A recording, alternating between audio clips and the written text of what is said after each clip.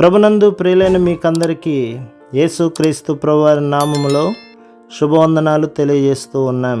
ఎడారిలో సెలయేర్లు అనే దిన ధ్యానము కొరకై స్వాగతం. ఏప్రిల్ 4. యెహోవా వీడు చూచునట్లు దయచేసి వీని కళ్ళను తెరువమని ఎలీషా ప్రార్థన చేసెను.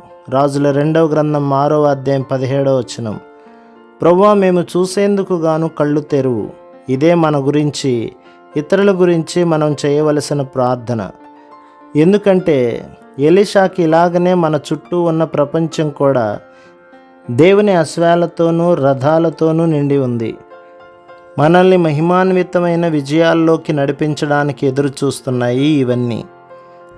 కాబట్టి ఇలా మన కళ్ళు తెరవబడినప్పుడు మన జీవితంలోని సంఘటనలన్నీ ప్రాముఖ్యత గలవైన లేనివైన మన ఆత్మల పాలిట రథాలని మనం చూడగలుగుతాం. మనకి సంభవించేది ఏదైనా సరే అది మనల్ని ఉన్నత పరిస్థితికి మోసుకు వెళ్ళే రథమని గ్రహించి అలా స్వీకరించినట్లయితే నిజంగానే అది మన పాలిట రథమవుతుంది. అలా కాని పక్షంలో చిన్న చిన్న సమస్యలు కూడా మనల్ని భూమిలోకి అణగద్రొక్కే రథచక్రాలు అవుతాయి. వాటిని ఎలా ఉపయోగించుకోవాలన్నది మన మీదే ఆధారపడి ఉంది.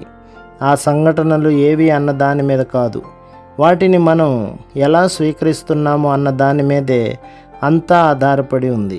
మనం క్రింద పడిపోయి వాటి క్రిందికి వెళ్తే మన మీదగా వెళ్ళిపోయి మనల్ని అట్టడుగుకు త్రొక్కేస్తాయి.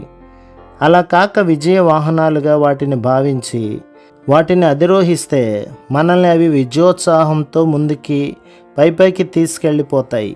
అవే దేవుని రథాలవుతాయి. చప్పగా చల్లారిపోయి కూలబడ్డ ఆత్మ కోసం దేవుడు ఏమి చేయలేడు. అందుకే శత్రువు చేసే మొదటి పని ఏమిటంటే మన వ్యక్తిగత జీవితాల్లో కానీ మన సంఘాల్లో కానీ నిరాశ నిస్పృహలను రేకెత్తించి కూలబడేలా చేస్తాడు. ఉత్సాహం లేని సైన్యం యుద్ధానికి వెళుతూ తప్పకుండా ఓడిపోతామనుకుంటూనే వెళ్తారు. ఈ మధ్య ఒక మిషనరీ స్త్రీ అంది, కేవలం ఆవిడ ఆత్మ కృంగిపోవటం వల్లనే ఆవిడ ఆసుపత్రిలో చేరవలసి వచ్చింది.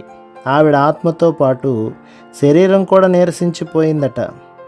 ఈ విధంగా మన ఆత్మలపై శత్రువు చేసే దాడుల గురించి అప్రమత్తతతో ఉంటూ వాటిని ఎదుర్కొనే విధానాలను నేర్చుకుని ఉండాలి. మనమున్న స్థితి నుండి శత్రువు మనల్ని క్రిందికి ఏడ్చగలిగితే ఇక మనల్ని క్రమంగా అరగదీయడానికి ప్రయత్నిస్తాడు. దానియేలు గ్రంథం 7వ అధ్యాయం 25వ వచనం. ముట్టడి వేసి మెల్లమెల్లగా నీరసింపజేస్తాడు. చివరికి అలసిపోయి ఓడిపోతాము. ప్రభు మిమ్మును, మీ కుటుంబమును, మీ సంఘమును దీవించి ఆశీర్వదించునుగాక. ఆమెన్.